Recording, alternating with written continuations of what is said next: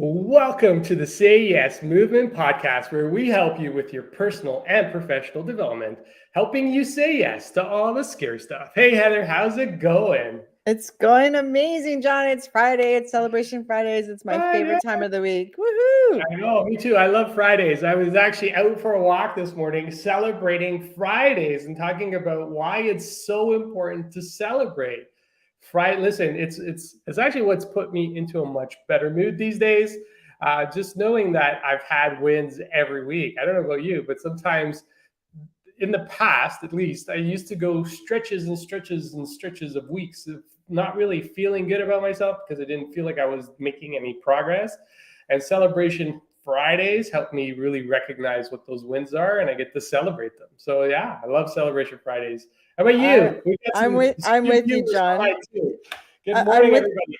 Good morning. Good morning. I'm totally with you. You know, the Celebration Fridays is not just a fun activity. It's actually a process to rewire our brains and our thinking patterns, because our brains are really good at finding things that are not working, but not so good at finding things that are working. So this is a rewire exercise. And why not rewire our brains to do some amazing things, like find the things that we want to celebrate? So, you know what I'm going to start with? I normally get out and see the sunrise.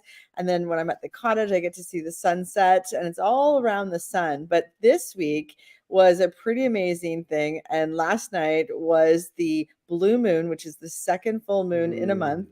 But it was also a blue moon that we're never going to see again in our lifetime. It will happen again, but not in our lifetime, where it was the closest to the earth. And it was just spectacular to get out and see it. And if you didn't get out last night, you can still get out and see it tonight. But it's just, there's still a little sliver is now missing because it's not quite full, but it's still very close to the earth. And I don't know, the power of the moon, when you just think of the tides going in and out and how the earth rotates, it's all quite magical. So I'm celebrating that. And I'm celebrating, you know, just the gratitude that I feel when I see how Mother Nature is just helping the earth become its best version of itself.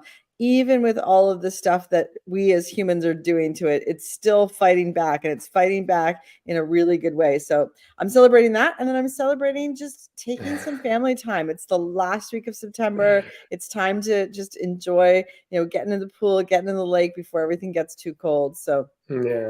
No, I love it. What about you, John? What are you celebrating? Yeah. No, you know, it's funny. I went out this morning. I went out just before sunrise, and the moon was still like full. Actually, I took a photo of it, and I'll try to post it as part of this. But the moon was full. So tonight, I didn't get to see the blue moon yesterday, but I'm going to make sure that I make some time for it tonight just to step out to see it, since it's going to be there after sunset. So I'm just to pick it up. 9:30 is the right time. Yeah, and if I'm not going to be able to see it in my lifetime again, I don't want to miss out on this opportunity, missing it in person versus just seeing it in pictures. Just like seeing Halley's Comet, right? Like it's one of those things that happens every 65 years, right? And we just forget that those things are magical. They only happen once in a lifetime. So you might as well just take the time to appreciate and see it. So I'm going to do that tonight. Celebrations this week. Actually, there's a couple. And you went through a list. And listen, this isn't just our Celebration Friday. It's also your Celebration Friday. So drop it in the comments what you're celebrating this week. We want to hear it from you, right? Because the purpose in sharing our celebration is to invite you to think about your own celebrations. So my first celebration is just celebrating that we're celebrating, celebrating this community, celebrating the following that we've created through the Say Yes Movement podcast, but also knowing that we're building up to something bigger and getting closer to where we want to be with their speaker series in October. So super excited about that. I'm celebrating the fact that I went through another cleanse day yesterday. It's one of those things that we do as part of the 30-day shred. And getting through it, I find it's a test in building resilience, right? And I was thinking about this morning. When you do your cleanse day, there's things that you got to stay away from the whole day. And I know you had an activity where you went out, you fed the birds through your cleanse day, which was amazing. And, you know, it's hard to not open the fridge, grab something and just shove it in your face, right? So yesterday was a test in resilience. And I think about all those moments where things get really difficult, where you're at a party and there's like this beautiful dessert on the table, And instead of just having a piece, you have a giant piece. But because you're building up that resilience, you're just like, you know what? I'm on the right track, so I'm just going to have a little sliver. Doesn't mean you can't have it. You can still have it, just not have as much as you thought you were going to have originally. So That's right. resilience, and having that awareness this morning was like, ooh, building resilience through cleansing and detoxification, which is amazing for your body because it helps to build up the good microbes in your the good bacteria inside of your gut, inside of your colon. So yeah, lots to celebrate there, and just celebrating meeting with people. Yesterday, I had an opportunity to meet with one of our listeners, Gunjan, and have a coffee chat with him yesterday. It was pretty cool. It's amazing when we're here and we're on, we're streaming live, but it's another to be in person. And this is why I'm excited for our speaker event, where we're all going to be able to get into the same room together and connect. So I'm really excited. I can't wait. October 3rd, everyone put that in your calendars.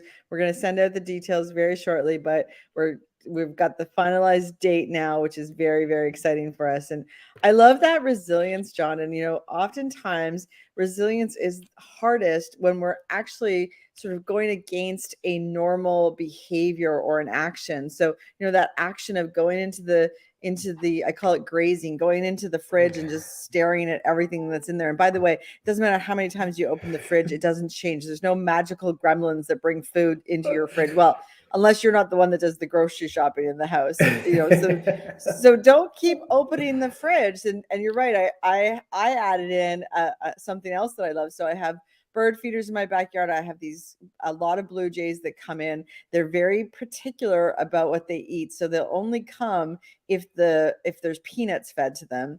And so every time I felt like going to the fridge, I changed it to grab a handful of peanuts for the birds. And the peanuts that I have, you wouldn't eat them anyways. Like, they're bought specifically for the birds. So it's perfect. I'm not going to eat the peanuts. I'm not going to open the fridge.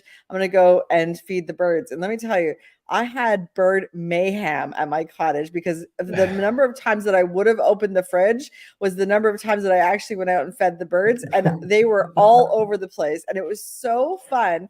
And so, find something to replace that behavior with that's going to entertain you, that's going to be fun, that's something you enjoy. Just do some push-ups if you want. That might be something fun. Yeah. No, listen, just replacing and creating that environment of fun, creating a space of fun, right? So good morning, Lucas. Good morning, Gunjan. Great to have you guys back on the call and listening in.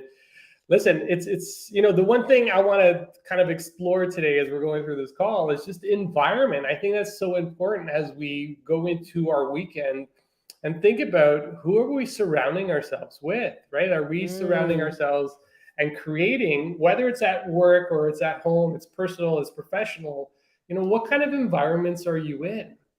And, I thought about this. I was actually listening to some of the works of Bob Proctor this morning from his program called New Lead the Field.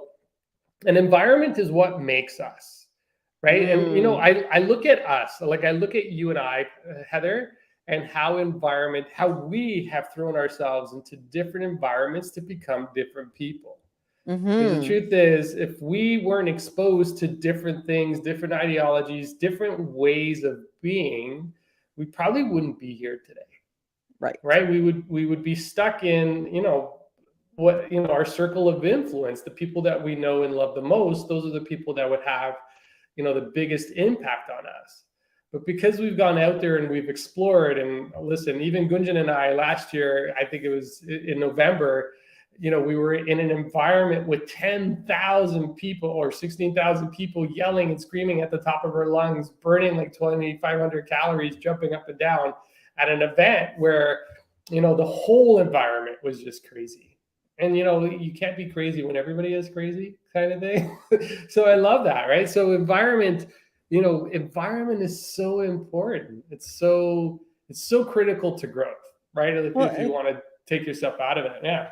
100%, John. And people might be thinking, well, I don't really have control over my environment. The office space is the way it is. I have to go into work. They've actually mandated us to come back to work. And there are things that you can do that will create an environment that allows you to be at your best self. And, let's say you're creating a new exercise routine. the environment could be as simple as are your clothes laid out the night before, and are your shoes at the door? If you have to wake up and then make decisions about what am I wearing that morning, when you're also making the decision to change a new habit, that's not a great environmental change that you've made for yourself. So what can you do to set yourself up for success?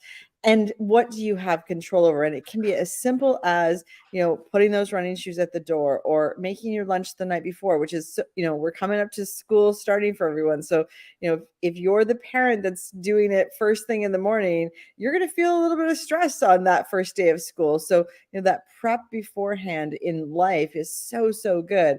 But, the other thing that happens is people are like, well, I don't know what the best environment is for me. And, that's where you want to try different types of environments on. So people are like, I hear this all the time, John, you hear it too. I don't have time to go outside for a walk. That's not true, because if I asked you for your scrolling activity or your Netflix activity or, your eating out activity, I can probably find 5 or 10 minutes in those activities alone that you could dedicate to just going outside. And John, you talked about going outside and grounding, which is going outside, taking your shoes off, getting your feet onto the earth, and how that can be so energizing. And that's also an environment change that allows you to then see the world through another lens. So if you've got 5 minutes in between meetings, I know it sounds crazy to go outside of your workplace and do it, especially if you're at the office, but I'll tell you, it's going to change your ability for productivity, creativity, and your just stress levels. It actually lowers your heart rate. So, this is why we talk about environment and keeping it in mind as a really good best practice to always be thinking about. Yeah. No, listen, I remember going back when, things were getting really stressful, things were getting really tough at work, just based on volume of work coming in and how much we needed to produce and objectives and all these different things. One of the things I made sure to do, especially when the weather was nice, is I would go for walks around the building outside. And if I wasn't downtown and I was up in Brampton, I would do my walks in and around the building. It took 10 minutes, exactly 10 minutes to do a full lap. And what was funny is that was only if the geese weren't chasing you. If the geese were chasing you, I'm talking about inside the building. Inside the building. Inside. There's no geese inside the building. Yes, but you got to be careful with those geese, man. Those guys are aggressive and they'll chase you. Yes. Not that I ever had a situation, but I've heard of many. But what was interesting, we talk about not having time, right? Like, or that's one of the stories that people tell themselves, that don't have time to go do this. And, I'd be walking around the building and I would do like a lap, maybe a lap and a half, sometimes even 2. And I would see the same person standing in line at Tim Hortons waiting for their coffee, right? Waiting for their coffee while I was doing my laps. So in the time that it took me to do a full lap around the building, they were still waiting on their coffee. Wow. Right? And I'm like, how can you tell me you don't have time? You just stood there for 10 minutes waiting. And how many times, listen, I don't go to Tim Hortons anymore. Nothing against Tim Hortons. I don't believe in waiting in line for coffee. I always pre-order, go pick up, and I'm out, right? Like that's the way I like to do it. It's just more efficient. The technology's there. I told everybody just the other day, I'm a tech guy. Let's leverage technology to be efficient, right? Yes. And to stand in line to wait, like that's where you find, those little pockets of time where you get to do the things you really need to do. Yep. And finding that time to go for a walk instead of consuming caffeine. Don't get me wrong. If you need your caffeine, you need your caffeine. But go for a walk and then grab your coffee, or pre-order a coffee, go for a walk. Like there's so many different opportunities for you to do things a little bit differently. And I think as soon as we can step outside of what we do on a day-to-day, this is where we start to really create a better life for ourselves. Because instead of saying, well, I don't have time, which is a story that a lot of people tell themselves, say, where can I find time? Another way to use technology, John, is, gamification. And this is where apps have done a really good job. I know my girlfriend, she, has been learning a few different languages over the past few years, and she will not miss her Duolingo time at all. And no matter what happens, she's like, I got to do my Duolingo. And she'll step away from a conversation to make sure that gets done. So it's a habit she's created. I think she's on day 750 or something. But, we've been, spending time together. She's like, I'm just going to do my Duolingo. And she goes and does it. So that gamification and that tracking mechanism, but you don't need an app to track it. Although there's lots of good ones to track your habits. You can also just keep a tally for yourself. Are you doing the things that you said that you're going to do? But technology is great at gamifying those new habits that you want to do. I use a app called Habit. It's free, it's easy, and anything that I want to track, I just throw it right in there. And that's a good way to say and have something to celebrate on Celebration Fridays, to say, what did I honor what I said I was going to do today, and what's the environment that I want to create for myself? Yeah, no, I love it. And there's a couple of comments. So good morning, Felicia. Good morning, Kevin. Great to have you guys here. Good morning. So Felicia, they also have a bird feeder too. So that's kind of cool. Yeah. Occasionally some red-breasted. We'll talk about birds. Yeah. Bird feed, Felicia. The bird. I have always tests going on. I have 3 bird feeders, and I fill them with different bird food. And the most expensive does not get the best birds. Sometimes it's the cheaper stuff. So. Yeah. Well, no. The last line is, let's talk about feeding the world, right? Like I love that. Yeah, feeding the world not only with our food, but with our thoughts and our good wishes and intentions, right? So it's going to be important. So yes, super excited.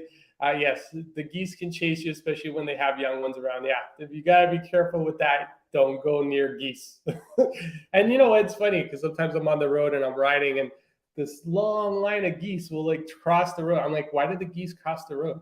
Sounds like a joke, right? I don't know. Like, there's got to be something that goes with it. Maybe they were trying to follow the chicken. But that aside, going back to environment, listen, we can do what we want to do, right? And it comes down to environment, but also focus, right? So where are you putting your focus? Are you putting your focus on what's possible, or you're putting your focus on the problem? And I had a conversation in and around this yesterday. A lot of times we get stuck on, well, this is the problem, this is the problem, this is the problem. Let's go look for things that don't align with who we want to be in the future. And instead, we come up with these other alternative solutions that may not fit the bigger vision of ourselves. Exactly. And when we look at a challenge or an issue from the perspective of a goal, we find different types of solutions. And this is why it's so important to have your goals, right? Because your goals really set the beacon in terms of where it is you want to go. It's inputting the direction into the GPS to say, this is where I want to go. And it doesn't mean that there aren't going to be detours, right? Sometimes you're going to be taken off on different paths, but the goal is to ultimately get yourself to where you want to be. And there's so many different ways to get there, ways that you have not even seen or experienced. And sometimes, this was regarding an entrepreneur. And as an entrepreneur, Heather, we're going through this now. The entrepreneurial journey is like coming off of corporate into the entrepreneurial world. It's a different ride. It's almost like we've gotten into different cars, and we're like, okay, the foot's down on the gas all the way. And it's like, okay, let's try not to hit anything on the way to our goals, right? So, it's a different way of thinking. It's a different way of being. But ultimately, you have to know that beacon. You have to know that destination for yourself so you know where you're going. And creating 100%. And setting up the right environments is what's going to get you there. Absolutely. So I think the call to action here, John, is you take a list of the environments that you're in currently and the ones that you're in the most of. And is there ones that are energetically more powerful for you, meaning that you feel more creative in that space, you feel better when you're in that space? And how can you actually activate the spaces that are maybe less than par energy? Is there something that you can do to actually change that? And you can change it with, I have a atomizer that, has, brings humidity into the and nice aromatherapy. I've got, different chairs that I use. I've got music that I'll play that's focus music that will help me get into, work mode in a different way if I'm not on meetings. So there are activities that you can do, or you can just eliminate yourself from those spaces. So take an environment inventory of where you're going to be in the next week and where you want to be the most of, and what you can do energetically to change the energy of those spaces in that environment. And again, it's as simple as, are your shoes at the door if you want to change your exercise? Is your workspace clean so that you can have new ideas pop in? Just think about all of those things and make one tweak, just one tweak for the betterment, to increase your energy. And that one tweak is what's going to help your environment change, will help your mind change, will help your productivity change, and change everything around you. So that's the call to action, John. Simple. Yeah, no, I love it. It's simple. Just, change one thing. That's it, right? Like, you don't have to go big. You don't have to go crazy. One thing, especially as we go into a long weekend. So just a quick reminder, we will not be here on Monday because it is a long weekend here in Canada, for those that are listening abroad, but we will be back on Wednesday. So super excited. And I know you'll be in a different location on Wednesday. So I'm super excited about sharing that with everybody. But yes, so we'll see everybody. Have everybody, wishing everybody an amazing long weekend. And just remember, when you shift your mindset, you shift your life. Have a great one. Talk to y'all soon. Take care, everybody.